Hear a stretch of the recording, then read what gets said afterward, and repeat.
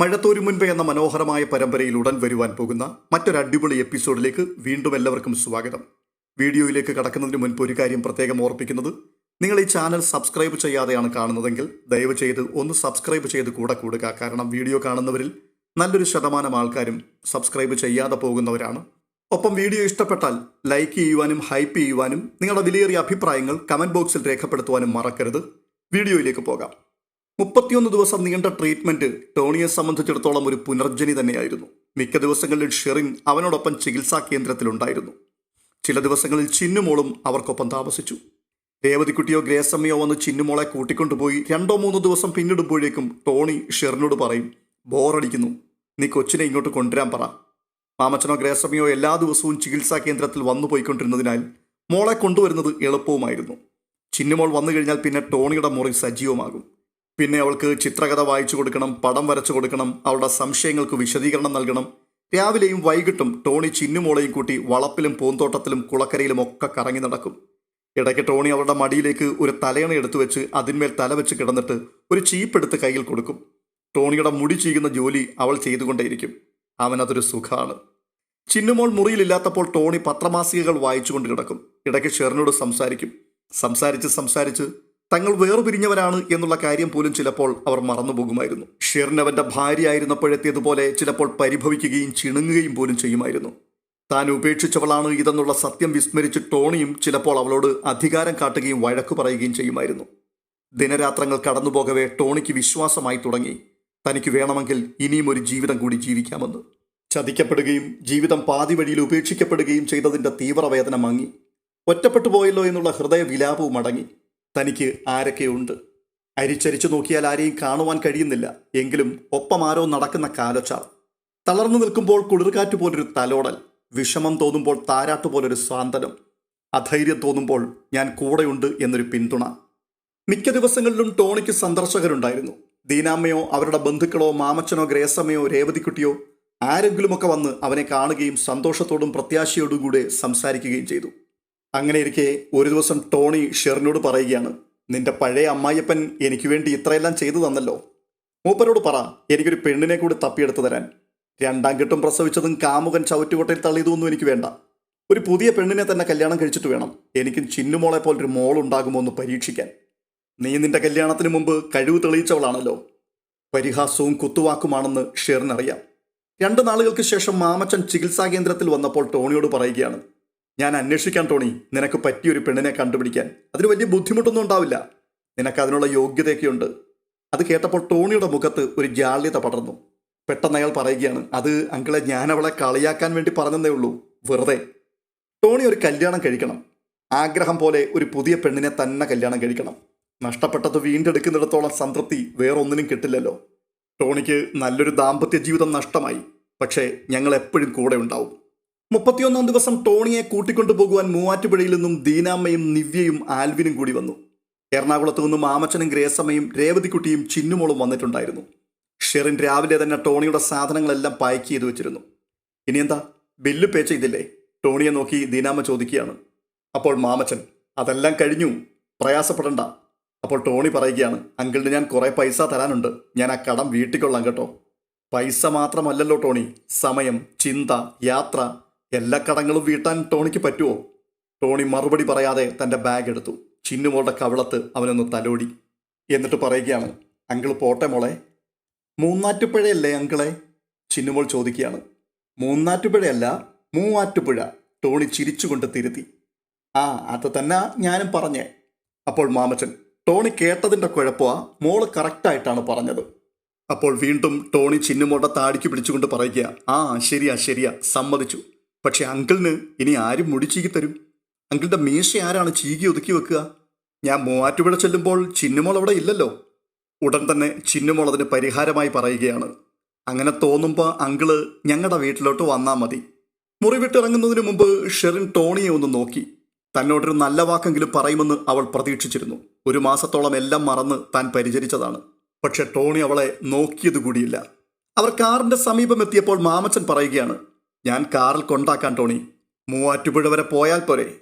അയ്യോ വേണ്ട, അങ്കിളിൻ്റെ അത് ബുദ്ധിമുട്ടാവും. ഏയ്, ഇത്രയൊക്കെ ബുദ്ധിമുട്ടിയില്ലേ, സാരമില്ല. എല്ലാവർക്കും കൂടി വണ്ടിയിൽ സ്ഥലമുണ്ടോ? കുഴപ്പമില്ല, പോകുന്ന വഴിക്ക് ഇവർ പാലാരിവട്ടത്തങ്ങ് ഇറങ്ങിക്കൊള്ളും. മാമച്ചൻ്റെ ഇന്നോവ കാറിൽ എല്ലാവരും കയറി. പാലാരിവട്ടം കഴിഞ്ഞ് തമ്മനം റെയിൽവേ ക്രോസിനപ്പുറത്ത് മുല്ലക്കാനം വില്ല എന്നെഴുതിയ ഗേറ്റ് കടന്ന് കാറ് നിന്നു. തുടർന്ന് മാമച്ചൻ പറയുകയാണ്, ഇതാണ് എൻ്റെ വീട്, ഒന്ന് കയറിയിട്ട് പോകാം. ടോണിയും ദീനാമ്മയും ആൽവിനും നിവ്യയും മാമച്ചൻ്റെ വീട് സന്ദർശിച്ചു. രേവതിക്കുട്ടി കൊടുത്ത കാപ്പിയും കുടിച്ചു. മൂവാറ്റുപുഴയ്ക്ക് പുറപ്പെട്ടപ്പോൾ കാറിനുള്ളിൽ ആൾബലം കുറഞ്ഞു. മാമച്ചനും ഗ്രേസമ്മയും മാത്രമേ എറണാകുളത്തു നിന്ന് പോകുന്നുള്ളൂ. രേവതിക്കുട്ടിയും ഷെറിനും ചിന്നുമോളും വീട്ടിൽ തങ്ങി. കാർ മൂവാറ്റുപുഴയിലെത്തി. ടോണിയുടെ വീട്ടിൽ മാമച്ചനും ഗ്രേസമ്മയും അധിക നേരം നിന്നില്ല. അവർ മടങ്ങിപ്പോന്നു. 2 ആഴ്ചയ്ക്ക് ശേഷം ഒരു വൈകുന്നേരം ടോണി മാമച്ചൻ്റെ വീട്ടിലെത്തി. താഴെ ഹാളിൽ അവനെ കണ്ടതും ചിന്നുമോൾ ഹായ് അങ്കിൾ എന്ന് ആർത്തു വിളിച്ചുകൊണ്ട് കോണിപ്പടി ഓടിയിറങ്ങി. ഓടല്ലേ മോളെ എന്ന് ടോണി താഴെ നിന്ന് ശാസിക്കുന്നുണ്ടായിരുന്നു. താഴെ എത്തിയ ചിന്നുമോൾക്ക് ടോണി കയ്യിൽ കരുതിയിരുന്ന വലിയ ഗിഫ്റ്റ് പാക്കറ്റ് സമ്മാനിച്ചു. അതിൽ നിറയെ ചോക്ലേറ്റുകളും കളിപ്പാട്ടങ്ങളുമായിരുന്നു. രേവതിക്കുട്ടി ടോണിക്ക് ചായ കൊടുത്തു. ഡൈനിങ് റൂമിലിരുന്ന് ചായയും സ്വീറ്റ്സും കഴിക്കുന്നതിനിടയിൽ ടോണി പറയുക, ഞാനേ കുവൈറ്റിലേക്ക് വീണ്ടും ഒന്ന് പോകാൻ തുടങ്ങുകയാണ്. അത് പറയാൻ വേണ്ടി വന്നതാ. വിസയൊക്കെ ശരിയായോ? എനിക്ക് വിസ ഉണ്ടായിരുന്നല്ലോ. കഴിഞ്ഞ കൊല്ലം ലീവിന് വന്നിട്ട് പിന്നെ പോയില്ല. മനഃപൂർവ്വം പോകാതിരുന്നതാ. ജോലി ചെയ്തുകൊണ്ടിരുന്ന കമ്പനിയിൽ വിളിച്ചു ചോദിച്ചപ്പോൾ ചെല്ലാൻ പറഞ്ഞു. അപ്പോൾ മാമച്ചൻ, ഓ അത് ശരി, അത് വളരെ നന്നായി. വന്നു കയറിയപ്പോൾ മുതൽ ടോണി അവിടെ നോക്കുന്നുണ്ടായിരുന്നു. ഷെറിനെ കാണുന്നില്ല. ഒടുവിൽ അവൻ ചോദിക്കുകയാണ്, ഷെറിനെവിടെ? പള്ളി പോയതാ, വരാറായി. അപ്പോൾ ടോണി വീണ്ടും പറയുകയാണ്, പിന്നെ വേറൊരു കാര്യം പറയാനുള്ളത്, അവളെ ആർക്കെങ്കിലും കെട്ടിച്ചു കൊടുക്കുന്നതിന് മുൻപ് എന്നെ ഒന്ന് അറിയിച്ചേക്കണം. മാമച്ചനും ഗ്രേസമ്മയും മുഖത്തോട് മുഖം നോക്കി. അവർ ചായ കുടിച്ച് എഴുന്നേൽക്കുന്നതിന് മുമ്പ് ഷെറിന് എത്തിച്ചേർന്നു. അവളെ കണ്ടതേ ചിന്നുമോൾ കൈകാട്ടി വിളിച്ചു, മമ്മി ദേ അങ്കിൾ വന്നു, ഇങ്ങോട്ട് വാ. ഷെറിൻ അത്ഭുതത്തോടെ അവിടേക്ക് ചെന്നു. എന്നിട്ട് ചോദിക്കുക, ടോണിച്ചാൻ എപ്പോഴാണ് വന്നത്? കുറേ നേരമായി. മമ്മി ദേ ഇത് നോക്ക്. ചിന്നുമോൾ തനിക്ക് കിട്ടിയ ടോയ്കളും ചോക്ലേറ്റുകളും കൊച്ചു കൊച്ചു കളിപ്പാട്ടങ്ങളും എടുത്ത് ഊണുമേശയിൽ നിരത്തി. എല്ലാം അങ്കിള് കൊണ്ടുവന്നതാ, എല്ലാം എനിക്കാ. അതിന് രേവതിക്കുട്ടി, സമ്മതിച്ചു, ഞങ്ങൾക്കാർക്കും ഒന്നും വേണ്ട അപ്പനേ, കൈവച്ചു. രേവതിക്കുട്ടി കൈ കൂപ്പിക്കൊണ്ട് അവരുടെ മുമ്പിൽ ശിരസ് നമിച്ചു. ടോണി ഷെറിനെ നോക്കിക്കൊണ്ട് ചോദിക്കുകയാണ്, വൈകുന്നേരം പള്ളിയിൽ എന്തായിരുന്നു പരിപാടി? നൊവേന, കലൂർ പള്ളിയിൽ. അത് കുറച്ചങ്ങ് ദൂരെയല്ലേ? ഇതുവഴി ബസ്സുണ്ട് ടോണിച്ചായ. താൻ കുവൈറ്റിലേക്ക് മടങ്ങിപ്പോവുകയാണെന്ന് ടോണി ഒരു ഒഴുക്കൻ മട്ടിൽ ഷെറിനോട് പറഞ്ഞു. ചായ കുടി കഴിഞ്ഞ് മാമച്ചൻ ടോണിയെ മുകളിലത്തെ നിലയിലെ ബാൽക്കണിയിലേക്ക് കൂട്ടിക്കൊണ്ടുപോയി. അവിടെ ഇരുന്ന് സംസാരിച്ചു. ടോണിക്ക് താല്പര്യമുണ്ടെങ്കിൽ ഞാൻ വിവാഹം ആലോചിക്കാമെന്ന് മാമച്ചൻ പറഞ്ഞു. ഞാനന്ന് വെറുതെ പറഞ്ഞതല്ല ടോണി. ടോണിക്ക് എന്തായാലും ഒരു വിവാഹ ജീവിതം കൂടിയേ തീരൂ. അങ്കിൾ എന്തിനാണ് എൻ്റെ കാര്യത്തിൽ ഇത്രയും താല്പര്യം കാണിക്കുന്നത്? ഞാൻ നിങ്ങളുടെ ആരുമല്ല. ഷെറിനെ ഞാൻ ഉപേക്ഷിച്ച് കളഞ്ഞു. അങ്ങനെയുള്ളപ്പോൾ നിങ്ങൾക്ക് എന്നോട് ശത്രുതയല്ലേ തോന്നേണ്ടത്? അതിൽ 2 കാരണങ്ങളുണ്ട് ടോണി. ഒന്ന്, ടോണിയുടെ വിവാഹ ജീവിതത്തിലുണ്ടായ തകർച്ചയിൽ പരോക്ഷമായിട്ടാണെങ്കിലും എൻ്റെ മകനും ഒരു പങ്കുണ്ടായിരുന്നു. 2, ചിന്നുമോൾ നിമിത്തം ഷെറിൻ ഞങ്ങളുടെ മകളുടെ സ്ഥാനത്ത് വന്നിരിക്കുകയാണ്. ഷെറിൻ്റെ തെറ്റുകൊണ്ട് ഒരു ചെറുപ്പക്കാരൻ്റെ ജീവിതം തുലഞ്ഞു പോകരുതെന്ന് ഞങ്ങൾക്ക് ആഗ്രഹമുണ്ട്. അത് കേട്ടിട്ട് ടോണി മാമച്ചൻ്റെ മുഖത്തേക്ക് നോക്കി നിമിഷങ്ങളോളം ഇരുന്നു. എന്നിട്ട് ചോദിക്കുകയാണ്, ഞാൻ പോയിക്കോട്ടെ? കുവൈറ്റിലേക്ക് പോകുന്ന ദിവസം കൃത്യമായി തീരുമാനിച്ചിട്ടില്ല. ഫ്ലൈറ്റ് ടിക്കറ്റൊക്കെ ആവണം. നെടുമ്പാശ്ശേരിയിൽ നിന്നാണ് യാത്ര. ഞാൻ ഫോൺ ചെയ്ത് അറിയിക്കാം.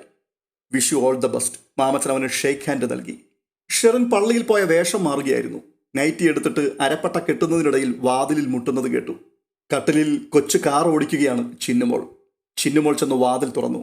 മമ്മി, അങ്കിളാ, അവൾ സന്തോഷത്തോടെ പറഞ്ഞു. എന്നിട്ട് ടോണിയോട് ചോദിക്കുകയാണ്, അങ്കിള് പോയില്ലായിരുന്നോ? പോവാണ് മോളെ, യാത്ര പറയാൻ വന്നതാ. അവൻ ഷെറിനെ നോക്കി. അവൾ അലമാരയ്ക്കരികിൽ നിൽക്കുകയാണ്. ടോണി അവളുടെ സമീപത്തേക്ക് ചെന്നു. എന്നിട്ട് ചോദിക്കുകയാണ്, ഡിവോഴ്സ് വേണ്ടേ നിനക്ക്? ഷെറിൻ നിഷേധരൂപേണ തലയാട്ടി. ഫാമിലി കോർട്ടും ഡിവോഴ്സും ഒന്നും വേണ്ടി വരില്ലെന്നാണ് ഞാൻ വിചാരിച്ചത്. നീയാണെല്ലാം തകിടം മറിച്ചത്. അതുകൊണ്ട് ഞാനിപ്പോഴും ജീവിച്ചിരിക്കുന്നു. നിനക്ക് വിധവയാകാൻ കഴിഞ്ഞതുമില്ല. അവൻ എന്താണ് പറഞ്ഞു വരുന്നതെന്ന് ഷെറിന് മനസ്സിലായില്ല. ഞാനും എല്ലാം ആലോചിച്ചു നോക്കി. കുടുംബ കോടതി, കേസ്, വക്കീലന്മാർ, വിചാരണ, വിധി, ഡിവോഴ്സ്, വീണ്ടും ഒരു കല്യാണാലോചന, എന്തുകൊണ്ട് ആദ്യ ബന്ധം അലസി പിരിഞ്ഞു എന്നുള്ള കഥ പറച്ചിൽ, 2ാം കെട്ടുകാരനെ 2ാം തരക്കാരനായി കാണുന്ന പെണ്ണിൻ്റെ അതൃപ്തി, എല്ലാം കടമ്പകളാണ്. അതൊക്കെ വെച്ച് നോക്കുമ്പോൾ തമ്മിൽ ഭേദം ആദ്യം കിട്ടിയ കുരിശ് തന്നെ അങ്ങ് ചുമക്കുന്നതാണ്. ഷെറിൻ അന്താളിപ്പോടുകൂടി ടോണിയുടെ മുഖത്തേക്ക് നോക്കി. അവൻ മുഖത്തൊരു കപട ഗൗരവം നിലനിർത്തിക്കൊണ്ട് പറയുകയാണ്, അങ്ങനെയുള്ളപ്പോൾ ബാക്കിയുള്ള ജീവിതം കൂടി നമുക്ക് ഒരുമിച്ച് അങ്ങ് ജീവിച്ചു തീർത്തേക്കാം. ഷെറിൻ പെട്ടെന്ന് വിങ്ങിപ്പൊട്ടി അവൾ തേങ്ങിക്കരഞ്ഞു. എന്നിട്ട് പറയുക, വേണ്ട ടോണിച്ചായ, വേണ്ട, ഞാൻ സമ്മതിക്കത്തില്ല, വേണ്ട. അതെന്താ വേണ്ടാത്തത്? എനിക്കതിനുള്ള യോഗ്യതയില്ല ടോണിച്ചായ. ടോണിച്ചായനെ ചതിച്ചവളാണ് ഞാൻ. എന്നാലും നിനക്കെന്നോട് സ്നേഹമുണ്ടല്ലോ. കുവൈറ്റിൽ നമ്മൾ ഒന്നിച്ചായിരുന്നപ്പോഴും നിനക്ക് എന്നോട് ഒരുപാട് സ്നേഹം ഉണ്ടായിരുന്നെന്ന് എനിക്കറിയാം. ഇപ്പോഴും അതിന് കുറവൊന്നും വന്നിട്ടില്ലെന്നും എനിക്ക് മനസ്സിലായി. വേണ്ട വേണ്ട ടോണിച്ചായ, ടോണിച്ചായൻ ഇനി വേറൊരു കല്യാണം കഴിച്ചാൽ മതി. എന്നെ കൊള്ളില്ല. സാരമില്ല, ഇനി വേറൊരുത്തിയെ കിട്ടിയാൽ അവൾക്ക് നിന്നെപ്പോലെ എന്നെ സ്നേഹിക്കാൻ കഴിഞ്ഞില്ലെങ്കിലോ? ഞാൻ തകർന്ന് തരിപ്പണമായി കിടക്കുന്നുവെന്നറിഞ്ഞ് നീ ഓടി വന്നില്ലേ? ഉപേക്ഷിക്കപ്പെട്ടവളായിരുന്നിട്ടും 1 മാസം കൂടെ നിന്ന് എന്നെ നീ നോക്കിയില്ലേ? ആ മനസ്സൊന്നും വേറൊരു പെണ്ണിനുണ്ടായെന്ന് വരില്ല. ചിന്നുമോൾ പകച്ചു നിൽക്കുകയാണ്. മമ്മി പൊട്ടിക്കരയുന്നു. അങ്കിൾ മമ്മിയെ ചേർത്ത് പിടിച്ച് ആശ്വസിപ്പിക്കുന്നു. അവൾക്ക് നാണക്കേട് തോന്നിയിട്ട് മുറിവിട്ടിറങ്ങി. സ്റ്റെയർ കേസ് കയറി വന്ന രേവതിക്കുട്ടി അവളോട് ചോദിച്ചു, എവിടെ നിന്റെ പുന്നാര മമ്മി? മമ്മി കരയുവാ. എന്തിനാ കരയുന്നേ? രേവതിക്കുട്ടിക്ക് ഉത്കണ്ഠയായി. അത് പിന്നെ അങ്കിള് കെട്ടിപ്പിടിച്ചപ്പോ. രേവതിക്കുട്ടി ഒരു നിമിഷം അന്തം വിട്ട് നിൽക്കുകയാണ്. പിന്നെ അവളുടെ ചുണ്ടുകളിൽ നിഗൂഢമായൊരു മന്ദസ്മിതമുണ്ടായി. ഷെറിന്റെ മുറിയുടെ വാതിക്കൽ ചെന്ന് ഒളിഞ്ഞു നോക്കുവാനുള്ള ഉൾപ്രേരണ അടക്കിക്കൊണ്ട് അവൾ ചിന്നുമോളുടെ കൈക്ക് പിടിച്ച് സ്റ്റെപ്പുകൾ ഇറങ്ങി തുടങ്ങി. അടുത്തതായി കാണുന്നത് ബബിതയെയും സിദ്ധാർത്ഥനെയും സോണിയായെയും താരാകൃഷ്ണനുടെയും ജീവനെയും സന്തോഷിനെയും ഒക്കെയാണ്. അവർ ഒരു റിസോർട്ട് വാടകയ്ക്ക് എടുത്തിട്ടുണ്ട്. ബബിതയ്ക്ക് ആ സ്ഥലം നന്നായിട്ട് ഇഷ്ടപ്പെട്ടു. മുൻവശം കായൽ, പിന്നിൽ തെങ്ങിൻതോപ്പ്, തെങ്ങിൻതോപ്പിനെ ചതുരക്കള്ളികളാക്കുന്ന ചെറിയ കനാലുകൾ, ഓരോ ചതുരക്കള്ളിയിലും ഹെറിറ്റേജ് റിസോർട്ടുകൾ, കനാലിൽ തുഴഞ്ഞു നടക്കുവാൻ കളിവള്ളങ്ങൾ. ഒരടിപൊളി പിക്നിക്കായിരുന്നു അത്. വൈകുന്നേരം കായലിൽ ബോട്ടിങ്. ഒരു ചെറിയ റിസോർട്ട് വാടകയ്ക്ക് എടുത്തിരിക്കുകയാണ്. സ്വിമ്മിംഗ് പൂളിൽ കുളിക്കുവാൻ വലിയ ആഗ്രഹമായിരുന്നു സോണിയായ്ക്ക്. അവൾ ബബിതയെയും താരയും നിർബന്ധിച്ചു. ഓരോ റിസോർട്ടിനും പിൻപിൽ ഓരോ ചെറിയ സ്വിമ്മിംഗ് പൂളുകളുണ്ട്. 5 അടി വീതിയും 10 അടി നീളവും. സോണിയ ബബിതയെ നിർബന്ധിച്ച് അതിലേക്ക് ഇറക്കി. സോണിയ അപ്പോൾ ഒരു ബിക്കിനിയായിരുന്നു അണിഞ്ഞിരുന്നത്. അവർക്കിടയിലേക്ക് സന്തോഷും സിദ്ധാർത്ഥനും വന്നിറങ്ങി. ആദ്യം അല്പമൊക്കെ നാണം തോന്നിയെങ്കിലും വെള്ളത്തിനു മീതെയുള്ള അഭ്യാസങ്ങളും വെള്ളത്തിനടിയിലെ കുസൃതികളും ബബിതയ്ക്ക് നന്നായിട്ട് ഇഷ്ടപ്പെട്ടു. കുളി കഴിഞ്ഞു വന്നപ്പോൾ ജീവനും താരയും കൂടി ബിയർ കുപ്പികൾ തയ്യാറാക്കി വെച്ചിരിക്കുകയാണ്. ഭക്ഷണത്തിന് ഓർഡർ കൊടുത്തു കഴിഞ്ഞു. ആദ്യം താരയുടെയും സിദ്ധാർത്ഥന്റെയും വീട്ടിൽ പോയപ്പോൾ ബബിത ബിയർ കഴിച്ചില്ലെങ്കിലും രണ്ടാമത്തെ യാത്രയിൽ അവൾ ഒരു ഗ്ലാസ് ബിയർ നുണഞ്ഞിറക്കി. ആദ്യത്തെ തവണ സിദ്ധാർത്ഥന്റെ വീട്ടിൽ നിന്ന് തിരിച്ചു വരുമ്പോൾ വലിയ കുറ്റബോധവും വല്ലായ്മയുമായിരുന്നു ബബിതയ്ക്ക്. താൻ കളങ്കപ്പെട്ടുവെന്നും തൻ്റെ ആത്മാഭിമാനം നഷ്ടപ്പെട്ടുവെന്നും അവൾ കരുതി. ജീവിതത്തിലെ വിലപിടിച്ചതെന്തോ നഷ്ടപ്പെട്ടതുപോലെ ദിവസങ്ങളോളം അവൾ മ്ലാനതയിൽ മുങ്ങിയിരുന്നു. അവളെ താരയും സോണിയയും ചേർന്ന് എന്തൊക്കെയോ പറഞ്ഞ് ആശ്വസിപ്പിച്ചു. സോണിയ അവളോട് പറയുകയാണ്, ഒന്നും നഷ്ടപ്പെട്ടിട്ടില്ല നിനക്ക്, മറിച്ച് ഇതുവരെ കിട്ടാത്തത് പലതും കിട്ടി. അങ്ങനെ ഒരു പോസിറ്റീവായിട്ട് നീ ചിന്തിച്ചു നോക്ക്. ഒരു പുരുഷന്റെ സ്നേഹം, സാമീപ്യം, സ്പർശനം, ഇതിനൊന്നും നീ ഒരു വിലയും കൽപ്പിക്കുന്നില്ലേ? അതിന് വിലയുണ്ടെങ്കിൽ നിനക്ക് വിലപിടിച്ചതെല്ലാം നഷ്ടപ്പെടുകയല്ല, കിട്ടുകയാണ് ചെയ്തത്. വലിയ നേട്ടമുണ്ടാകുമ്പോൾ, വിലപിടിച്ച സമ്മാനങ്ങളൊക്കെ ലഭിക്കുമ്പോൾ, വമ്പിച്ചൊരു ലോട്ടറി അടിക്കുമ്പോൾ ആരെങ്കിലും സങ്കടപ്പെട്ട് കരയുവോടി? ഇല്ല. അല്ല, ഈ സിദ്ധേട്ടനെ നീ നിസ്സാരമായിട്ടാണോ കാണുന്നത്? അതോ നിന്റെ ജീവിതത്തിലെ ഏറ്റവും വേണ്ടപ്പെട്ട ആളായിട്ടോ? വേണ്ടപ്പെട്ട ആളായിട്ട്. നിനക്ക് അത്രയും പ്രഷ്യസ് ആയിട്ടുള്ള ഒരാൾ നിന്നെ തൊടുന്നതും കിസ് ചെയ്യുന്നതും സ്നേഹം പങ്കുവെക്കുന്നതുമൊക്കെ എങ്ങനെ മോശപ്പെട്ട കാര്യങ്ങളാവും? അതൊക്കെ ശരിയാ. എന്നാലും മോളെ, അതൊക്കെ പഴഞ്ചൻ ചിന്താഗതികളാ. നമ്മൾ അവിടെ നിന്നൊക്കെ ഒത്തിരി മുൻപോട്ട് പോന്നു. നമ്മുടെ നാട്ടിലേ ഉള്ളൂ ആണും പെണ്ണും ഇങ്ങനെ സ്നേഹം അമർത്തി പിടിച്ച് ആഗ്രഹങ്ങൾ അടക്കി വെച്ച് അവരുടെ ഏറ്റവും നല്ല കാലം ഇങ്ങനെ ആർക്കും ഉപകാരമില്ലാതെ നീറ്റിക്കളയുന്നത്. മറ്റു രാജ്യങ്ങളിലൊക്കെ ഇഷ്ടമുള്ളവർക്ക് തമ്മിൽ സ്നേഹിക്കാനും സ്നേഹം പങ്കിടുവാനും ഒക്കെ സ്വാതന്ത്ര്യമുണ്ട്. ഇവിടെ നമ്മളൊക്കെ മൂത്ത് മുരടിച്ചു കഴിയുമ്പോൾ ഏതെങ്കിലും ഒരു കോന്തൻ വന്ന് കഴുത്തിലൊരു താലി കിട്ടും. പിന്നെ അവൻ്റെ കുഞ്ഞുങ്ങളെയും പ്രസവിച്ച് അവൻ്റെ അടുക്കളപ്പണിയും ചെയ്ത് അവൻ്റെ അമ്മയുടെ പോരും സഹിച്ച് ആർക്കു വേണ്ടി ഏതൊക്കെ? ബബിതയെ ബ്രെയിൻ വാഷ് ചെയ്യുവാൻ ഇത്രയൊക്കെ തന്നെ മതിയായിരുന്നു. രണ്ടാമത്തെ തവണ സിദ്ധാർത്ഥന്റെ വീട്ടിൽ ഒരു ഉല്ലാസ രാത്രി കഴിച്ചു കൂട്ടിയിട്ട് മടങ്ങുമ്പോൾ ബബിതയുടെ മനസ്സിൽ തെല്ലുപോലും കുറ്റബോധം ശേഷിച്ചിരുന്നില്ല. മാത്രവുമല്ല, ജീവിതം ആർത്തുല്ലസിക്കേണ്ടതാണെന്ന് അവൾക്ക് തോന്നുകയും ചെയ്തു. കായലിൽ നിന്നും വീശിയടിക്കുന്ന കാറ്റിന് നേർക്ക് മുടി ചികഞ്ഞു കൊടുത്തിട്ട് അവൾ കുറച്ചുനേരം റിസോർട്ടിന്റെ വരാന്തയിൽ നിന്നു. കായലിന് അങ്ങേക്കരയിലെ ഇരുണ്ട തുരുത്തിനപ്പുറം സൂര്യൻ അസ്തമിച്ചു കഴിഞ്ഞിരിക്കുന്നു. നീ ഇവിടെ വന്ന് നിൽക്കുകയാണോ? താരാകൃഷ്ണനുണ്ണി വന്നിട്ട് അവളെ വിളിച്ചുകൊണ്ട് അകത്തേക്ക് പോയി. വലിയ ഗ്ലോബറ്റുകളിൽ ബിയർ നിറച്ചു വെച്ചിരിക്കുന്നു. ബബിത ചോദിക്കുകയാണ്, ഉദ്ഘാടനം കഴിഞ്ഞില്ലേ? നീ വരാഞ്ഞിട്ടാണ്. സിദ്ധാർത്ഥൻ ഒരു ഗ്ലോബറ്റ് എടുത്ത് അവളുടെ നേർക്ക് നീട്ടി. അയാൾ മറ്റൊരെണ്ണം എടുത്ത് അവളുടെ ഇതുമായി കൂട്ടിമുട്ടിച്ചു. തുടർന്ന് മറ്റുള്ളവരും അത് അനുകരിച്ചു. ചിയേഴ്സ് പറഞ്ഞു. പാനോപചാരം ഭംഗിയായി തുടങ്ങി. അല്പം കഴിഞ്ഞപ്പോൾ ഭക്ഷണം എത്തി. ഭക്ഷണം കഴിക്കുന്നതിനിടയിൽ സിദ്ധാർത്ഥന് ഒരു കോൾ വന്നു.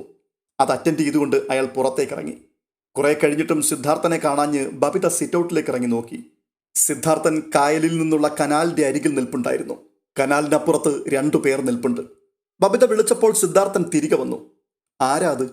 അതെന്റെ പരിചയക്കാരാ. അപ്പുറത്തെ റിസോർട്ടിലാണ് അവര്. സിദ്ധേട്ടൻ എങ്ങനെയാണ് അവരെ കണ്ടത്? ഞാൻ ഫോൺ ചെയ്തുകൊണ്ട് നിന്നപ്പോൾ കൈതട്ടി വിളിച്ചു. ചെന്ന് നോക്കിയപ്പോഴാണ് മനസ്സിലായത്. നമ്മളിവിടെ ഉണ്ടെന്നറിഞ്ഞാൽ കുഴപ്പമാണോ? ഏയ്, ഒരു കുഴപ്പമില്ല. അവർ ഭക്ഷണമേശയിലേക്ക് തിരികെ എത്തി. ആഹാരം കഴിച്ച് എഴുന്നേൽക്കുമ്പോഴേക്കും ബബിതയ്ക്ക് ഒരു മയക്കം അനുഭവപ്പെട്ടു. ബിയർ കഴിച്ചിട്ടായിരിക്കും സോണിയ പറയുകയാണ്. ഞാൻ ഒരു ഗ്ലാസ്സേ കുടിച്ചുള്ളൂ, തല കറങ്ങുന്നത് പോലെ തോന്നുക ഇപ്പം. എങ്കിൽ നീ വാ, കുറച്ചു നേരം നമുക്ക് കിടക്കാം, കിടന്നു കഴിയുമ്പോൾ മാറും. ഇത് പറഞ്ഞുകൊണ്ട് അവളെയും വിളിച്ച് സിദ്ധാർത്ഥൻ ഒരു ബെഡ്റൂമിലേക്ക് കൊണ്ടുപോയി. അവിടെ കിടക്കയിൽ അവൻ അവളെ ചായച്ച് കിടത്തി. എന്നിട്ട് ചോദിക്കുക, നിനക്ക് എന്താ പറ്റിയത്? അവൾ പാതി അടഞ്ഞ മിഴികളോടെ സിദ്ധാർത്ഥനെ നോക്കി. അപ്പോൾ അവൻ, സാരമില്ല, മാറിക്കോളൂ, അല്പം കിടന്നാൽ മതി. ഇത് കേട്ടതോടെ അവളുടെ മിഴികൾ അല്പം കൂടി അടഞ്ഞു. സിദ്ധാർത്ഥൻ അല്പനേരം കാത്തിരുന്നു. പിന്നെ ബബിതയുടെ കവളത്ത് പിടിച്ച് കുലുക്കി വിളിച്ചു. കഴുത്തിന് പിന്നിൽ താങ്ങി പിടിച്ച് അല്പം ഉയർത്തിയിട്ട് ബെഡിലേക്കിട്ടു. ബബിതയൊന്ന് ഞരങ്ങി. പിന്നെ അനക്കമൊന്നുമില്ല. അയാൾ മുറി വിട്ടിറങ്ങി. മറ്റുള്ളവർ കാത്തിരിക്കുകയാണ്. സോണിയ ചോദിച്ചു, മയങ്ങിയോ? ഓക്കെ, നീ വാ എൻ്റെ കൂടെ. അയാൾ സോണിയയെയും കൂട്ടി പുറത്തേക്കിറങ്ങി കനാലിനു മീതെയുള്ള ചെറിയ പാലം കടന്ന് അടുത്ത റിസോർട്ടിലേക്ക് പോയി. അല്പം കഴിഞ്ഞപ്പോൾ അവിടെ നിന്ന് മറ്റൊരാളെയും കൂട്ടി തിരിച്ചു വന്നു. അയാൾക്ക് ബബിതയുടെ മുറി കാട്ടിക്കൊടുത്ത ശേഷം താരയെയും ജീവനെയും സന്തോഷിനെയും വിളിച്ച് തൊട്ടടുത്ത കിടക്കറയിലേക്ക് സിദ്ധാർത്ഥൻ പോയി. തല പൊട്ടിപ്പിളരുന്ന വേദനയോടുകൂടിയാണ് ബബിത കണ്ണു തുറന്നത്. ആദ്യം അവൾക്ക് താൻ എവിടെയാണെന്ന് പോലും ഓർമ്മ വന്നില്ല. കടുത്ത ദേഹവേദനയും തലവേദനയും അനുഭവപ്പെട്ടു. ബെഡ്റൂമിൽ ഫാൻസി ബൾബിന്റെ വെളിച്ചമുണ്ടായിരുന്നു. ബബിത പലതവണ കണ്ണു ചിമ്മി. ആരുടെയോ തലയ്ക്കടിയിലാണ് തൻ്റെ കൈയിരിക്കുന്നത്. അത് മരവിച്ചു പോയിരിക്കുന്നു. അവൾ കൈ വലിച്ചെടുത്തിട്ട് പതിയെ എഴുന്നേറ്റിരുന്നു. ബെഡിൽ കമിഴ്ന്നു കിടക്കുന്നത് സിദ്ധാർത്ഥനല്ലെന്ന് കണ്ടതും അവളുടെ നെഞ്ചിൽ ഒരു ഇടിമിന്നൽ കത്തിക്കയറി. തടിച്ചു വെളുത്ത ഒരു മധ്യവയസ്കൻ, കഴുത്തിൽ സ്വർണ്ണ ചങ്ങല പോലത്തെ ഒരു മാല, നഗ്നമായ കുടവയർ. ബബിത ഒരു നിമിഷം ഞെട്ടിത്തരിച്ചിരുന്നു. പിന്നെ വസ്ത്രങ്ങൾ വാരി ചുറ്റിക്കൊണ്ട് പിടഞ്ഞെഴുന്നേറ്റു. അവളുടെ ഹൃദയം അലമുറയിടുവാൻ തുടങ്ങി. ഈശ്വര, എന്തൊക്കെയാണ് ഈ സംഭവിച്ചത്? സിദ്ധേട്ടൻ എവിടെ? പേടിച്ചരണ്ട് അവൾ വാതിക്കലേക്ക് ഓടി. തലവേദനയും ദേഹവേദനയും എല്ലാം ഒറ്റ നിമിഷം കൊണ്ട് ആവിയായിപ്പോയി. വാതിൽ തുറന്ന് ഊണുമുറിയിൽ കടന്ന ശേഷം അവൾ അടഞ്ഞു കിടന്ന ഒരു ബെഡ്റൂമിന്റെ വാതിലിൽ തുടരെ ഇടിച്ചു. സിദ്ധേട്ടാ, സിദ്ധേട്ടാ! ഡോർ ഹാൻഡിൽ പിടിച്ചു തിരിച്ചപ്പോൾ വാതിൽ തുറക്കപ്പെട്ടു. മുറിയിൽ 0 വാട്ട് ബെഡ് ലാമ്പിന്റെ വെളിച്ചമുണ്ടായിരുന്നു.